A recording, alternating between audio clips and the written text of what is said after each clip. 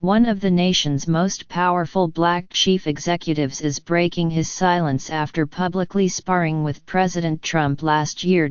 Kenneth C. Frazier, the chief executive of the pharmaceuticals company Merck, served on one of Mr. Trump's business advisory councils in the early days of the administration. But after Mr. Trump equivocated in his response to an outburst of white nationalist violence last August in Charlottesville, Virginia, the advisory groups swiftly unraveled. Mr.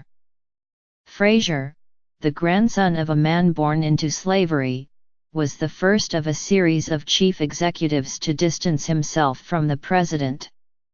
"I feel a responsibility to take a stand against extremism," he wrote on Merck's Twitter account at the time. In a recent interview with the New York Times, Mr. Frazier elaborated for the first time on his motivation for taking a stance. "It was my view that to not take a stand on this would be viewed as a tacit endorsement of what had happened and what was said," Mr. Frazier said.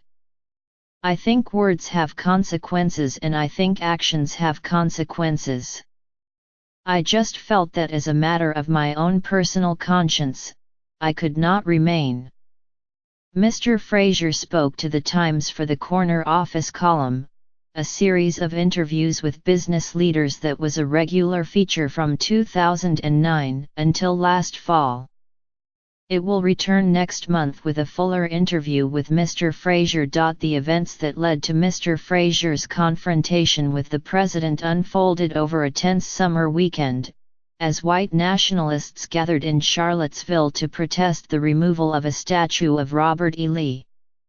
Bloody fighting broke out as they clashed with counter-demonstrators, one of whom was killed when a self-described neo-Nazi drove his car into a crowd of people. "I saw what was happening on that Friday night, and then I heard the horrible news about what had happened on Saturday with the young woman being killed, and others being run down by a person who was sympathetic to people who held views that I consider personally noxious," Mr. Frazier said.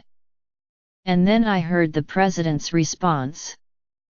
Mr. Trump, speaking at a veterans event at one of his golf clubs, condemned the violence but did not criticize the white nationalists chanting neo-Nazi slogans, blaming hatred, bigotry, and violence on many sides. The president's remarks drew widespread condemnation for appearing to equate the actions of the counter-protesters with those of neo-Nazis, and many Americans, including Mr. Frazier, found them deeply inadequate in that moment. "The president's response was one that I felt was not in concordance with my views," Mr. Frazier said. "And I didn't think they were in concordance with the views that we claim to hold as a country." Before announcing his decision to resign from the President's Manufacturing Council, Mr. Frazier consulted with the Merck board. "I wanted to say that this was a statement I was making in terms of my own values, and the company's values, and there was unanimous support for that," he said. "My board supported that 100%. Then, on Monday morning, Merck posted a statement from Mr. Frazier on Twitter. "I am resigning from the President's American Manufacturing Council," it read in part. "Our country's strength stems from its diversity and the contributions made by men and women of different faiths, races, sexual orientations, and political beliefs." The president, not one to let a slight go, swiftly hit back on Twitter now that Ken Frazier of Merck Pharma has resigned from President's Manufacturing Council. "He will have more time to lower rip-off drug prices," the president wrote. For most of that Monday, Mr. Frazier was the lonely voice of opposition among business leaders, with few C.E.O.S offering their support for him. But on Monday night, the chief executives of Intel and Under Armour also stepped down from the advisory groups. By Wednesday, dozens of the country's top chief executives had reached the same conclusion: they could no longer be part of the advisory councils. The groups were disbanded. Mr. Frazier doesn't regret his initial decision to advise the president. I joined because I think Merck is an important company and has something to contribute to the discussion about how we could as a country become much more competitive in the global economy, he said. I joined because the president asked me to join, and I thought it was the right thing to do as the CEO of a company like Merck. And Mr. Trump's remarks after Charlottesville were not the first time that Mr. Frazier found himself at odds with the president. There were things that happened earlier on in this administration that I didn't necessarily agree with, about immigration and climate change, but I didn't think that it was my role to actually speak out on those issues, he said. There's a process for deciding how we address those issues as a country. This is a democracy. But he viewed Mr. Trump's unwillingness to condemn white nationalists as different in this case. We were not talking about politics, Mr. Frazier continued. We were talking about the basic values of the country. Mr. Frazier did not respond to the president's tweet, and has not spoken publicly about the incident until now. For a man who rose to the pinnacle of corporate America, Mr. Frazier came from a humble background.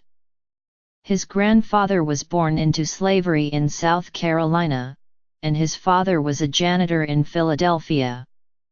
Yet Mr. Frazier's parents pushed him to believe he could achieve great things. They believed that despite the history of this country as it related to African Americans, that for my siblings and I, there would be tremendous opportunity, he said. They also instilled that it was our responsibility to take advantage of the opportunities that they did not have. Mr. Frazier attended Pennsylvania State University. After earning a degree from Harvard Law School, he went to work Drinker Biddle and Reith, a law firm in Philadelphia. While there, he began representing Merck, and also took on pro bono work. He spent several summers in South Africa teaching black law students. And he took on the case of James Willie Bo Cochran, a black inmate on death row who had been convicted of killing a white store manager. After looking at the evidence, Mr. Frazier and his colleagues became convinced of Mr. Cochran's innocence. They eventually secured him a new trial, and he was acquitted in 1997. It was by far the most important thing that I've ever done in my life. Full stop. Professionally, Mr. Frazier said. This is a man who was facing an execution date for a crime he did not commit.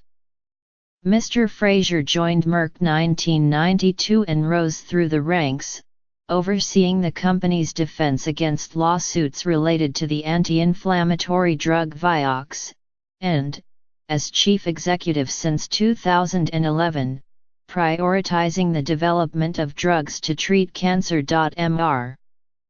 Frazier has little interest in dwelling on his feud with Mr. Trump, and would rather stay out of politics altogether.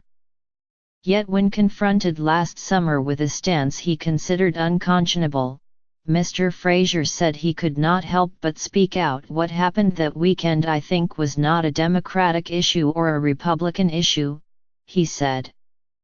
I think that really went to the core of who we say we are as Americans.